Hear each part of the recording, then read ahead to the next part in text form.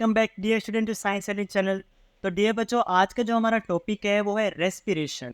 जो रेस्पिरेशन हमने छोटी क्लासेस में हमने सीखा है, रेस्पिरेशन का मतलब है इनहेल करना और एक्सहेल करना, यानी सांस लेना और सांस छोड़ना। अब जो हम 10th में थोड़ा लेवल अप करके इस टॉपिक को सीखेंगे, यहाँ हम जानेंगे कि रेस्पिरेशन सिर्फ सांस लेना नहीं है, बल्कि सांस लेने के साथ एक बहुत ही इंपॉर्टेंट टास्क, एक बहुत ही इंपॉर्टेंट काम हो रहा है, जो कि है ब्रेक डाउन ऑफ फूड।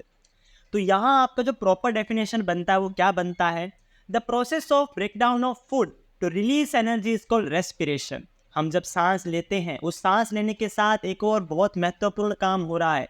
वो ये है कि जो आपने खाना खाया है, वो खाना बहुत कॉम्प्लेक्स होता है, कॉम्प्लेक्स कार्बोहाइड्रेट और स्टार्च की फॉर्म में होता है। उसे तोड़ के हम ग्लूकोज बनाते हैं। जो ग्लूकोज हम एनर्जी रिलीज करता है जब वो टूटता है। तो जो हमने खाना खाया है वो खाना टूट के एनर्जी निकालेगा, जो एनर्जी हमारे बॉडी में जाएगी और हम हमारे काम कर पाएंगे। ये होता है प्रॉपर डेफिनेशन रेस्पिरेशन का। ठीक है, तो इस वीडियो में आज हम रेस्पिरेशन के 2 टाइप्स पढ़ने वाले हैं। ठीक है, आप जब हमारी नेक्स्ट वीडियो होगी, उस नेक्स्ट वीडियो में हम जानेंगे कि खाना टूट के ग्लूकोज बनता है और वो ग्लूकोज सेल्स में जाता है, जहां पे वो 3 तरीके से टूट सकता है। एक तो जब ऑक्सीजन बहुत हो तब, एक जब ऑक्सीजन बिल्कुल नहीं हो तब, और एक ऑक्सीजन कम हो तब।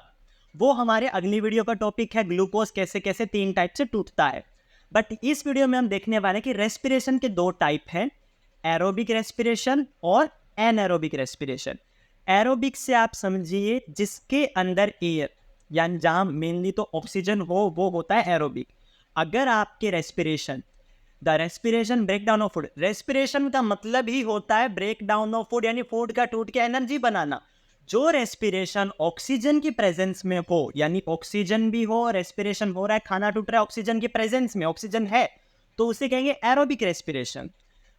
एनएरोबिक में क्या है, आगे एन लगा है, एन मतलब नहीं। तो यहाँ पे द रेस्पिरेशन या फिर break down of food that occur in absence of oxygen, जब ऑक्सीजन बिल्कुल भी नहीं है तब फूड टूट रहा है, ब्रेक डाउन हो रहा है, फूड का रेस्पिरेशन हो रहा है, एनर्जी निकल रही है, उसे हम कहेंगे एन एरोबिक रेस्पिरेशन। ठीक है बेटा, अब जो एरोबिक रेस्पिरेशन है वो बहुत ज्यादा एनर्जी निकालता है खुद में से।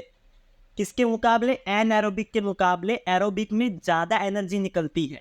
तो आप सीधा सीधा अंदाजा लगा सकते हो कि ह्यूमन बॉडी में कौन सा रेस्पिरेशन होता होगा? एरोबिक रेस्पिरेशन होता है। कहाँ पे? हमारे सेल्स के अंदर, माइटोकॉन्ड्रिया के अंदर। ठीक है, एनएरोबिक में कम एनर्जी निकलेगी, किसके मुकाबले? एरोबिक के मुकाबले एनएरोबिक में कम एनर्जी निकलती है। अब एरोबिक का एग्जांपल क्या है? Respiration in mitochondria. अब हमें पता है जो ह्यूमन और एनिमल सेल है, ह्यूमन सेल हमने जब animals, human cell animal cell एक ही बात है। एनिमल सेल जो हमने क्लास 9th में पढ़ा है, एनिमल सेल, उसमें हमें पता है माइटोकॉन्ड्रिया जो कि पावर हाउस होता है सेल का।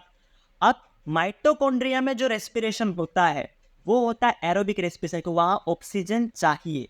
जो ग्लूकोज हमने खाया, हमारी बॉडी में खाना गया, खाना टूट के ग्लूकोज बना, ये ग्लूकोज हमारे सेल के अंदर साइटोप्लाज्म में जाता है, वहाँ ये बन जाता है पायरूवेट। पायरूवेट एक कंपाउंड का नाम है। ठीक है, ग्लूकोज टूट के क्या बन जाता है? पायरूवेट बन जाता है। अब ये जो पायरूवेट है ये जाता है माइटोकॉन्ड्रिया के अंदर, और वहां पे ऑक्सीजन के प्रेजेंस में बना देता है carbon dioxide plus water plus energy. ये जो एनर्जी निकली है बहुत ज्यादा एनर्जी, और ये हमारे सेलुलर रिस्पिरेशन में काम आती है।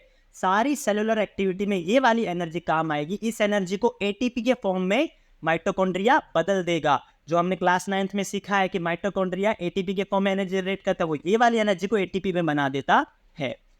एनएरोबिक में ईस्ट हमने क्लास 8th में भी पढ़ा है ईस्ट के बारे में। ईस्ट क्या होता है? ब्रेड या फिर जब हम बेकरी प्रोडक्ट बनाते हैं वहाँ पे हम ईस्ट यूज़ करते हैं। ठीक है, तो जो ईस्ट की जो रेस्पिरेशन है, ईस्ट को टूटने का जो है रेस्पिरेशन होगा, ब्रेक डाउन ऑफ ईस्ट, वो क्या होगा? एनएरोबिक होगा, ऑक्सीजन नहीं होगा। तो क्या निकालेगा? एथेनॉल और लैक्टिक एसिड फर्मेंटेशन।